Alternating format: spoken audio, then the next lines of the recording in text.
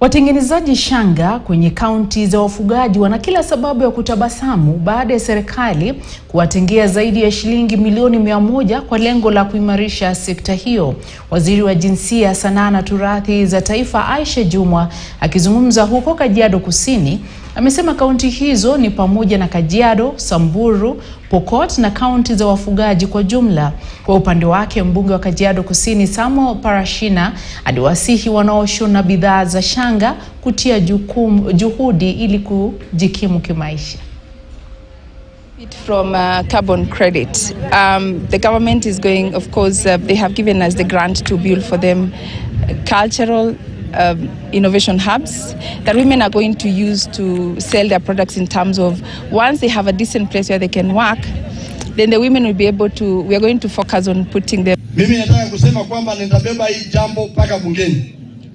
Nitahakikisha kwamba mambo ya Shangaa initiative haitakuwa tena ya kutafutiwa pesa, lakini tutahakikisha kwamba kupitia bunge hii group ama hii organization ya Shangaa initiative lazima ipewe pesa kama bodi zingine.